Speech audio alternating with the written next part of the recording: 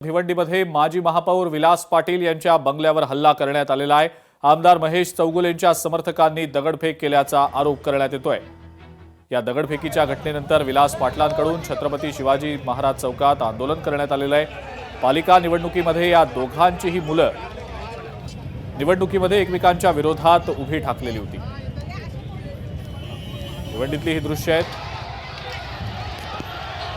आपण बघतो तर मोठा जमाव या ठिकाणी हल्ला करण्यासाठी आल्याचं पाहायला मिळतंय।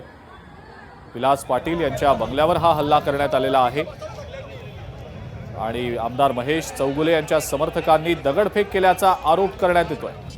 अभिजित हिरे आपले प्रतिनिधी आहेत आपल्या सोबत सध्या फोन लाईनवरनं, त्यांच्याकडनं या संदर्भातली अधिक माहिती आपण जाणून घेऊया। अभिजित, काय नेमका हा प्रकार घडला, सविस्तर याबद्दल काय सांगताय? नक्कीच भिवंडी शहरामध्ये भाजप आमदार महेश चौगुले या समर्थकांनी माजी महापौर विलास पाटील यांच्या बंगल्यावर दगडफेक करत गोंधळ घातला होता। त्यानंतर माजी महापौर विलास पाटील व त्याच्या पत्नी महापौर प्रतिभा पाटील व मुलगा मयुरेश पाटील व आपल्या समर्थकांचा छत्रपती शिवाजी महाराज चौकात आले असतात आणि त्या ठिकाणी रस्त्यावर ठिय्या मांडत आंदोलन सुरू केले होते। मात्र त्यानंतर पोलीस बंदोबस्त यांनी तैनात करण्यात आलं होतं, पण परंतु भाजप कार्यकर्त्यांच्या ऑफिस देखील ह्याच चौकामध्ये असल्यामुळे तेथे भाजप आमदार महेश चौगुले यांच्या समर्थकांनी मोठ्या संख्येने समर्थकांकडून जोरदार दगडफेक व काचेच्या बाटल्या देखील फोडण्यात आलेल्या आहे आणि यावेळी मोठ्या प्रमाणात पोलीस बंदोबस्त देखील तैनात करण्यात आलेला आहे। परंतु माजी महापौर यांचं हेच बोलणं आहे की पोलीस प्रशासन कुठेतरी कमी पडतोय आणि इथले पोलीस प्रशासन आहे हे आमदार समर्थकांना समर्थन देत असल्याची माजी महापौर विलास पाटील यांनी आरोप केलेला आहे।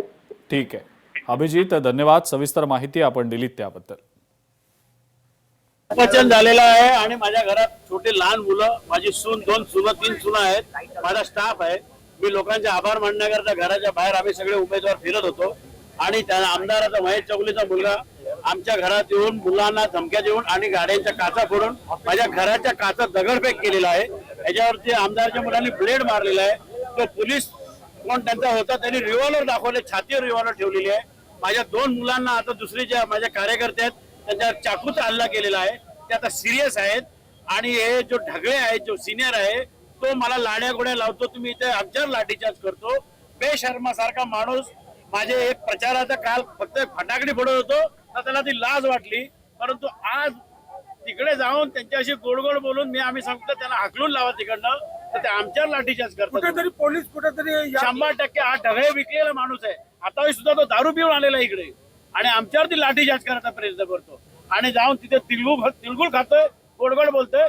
आमच्या मुलांचा जीव नाही आहे का? अरे प्रशासन जर तुम्हाला नसेल वाटत असेल ना, सोडून द्या, गोळ्या डायरेक्ट घालायला आम्ही तयार आहोत।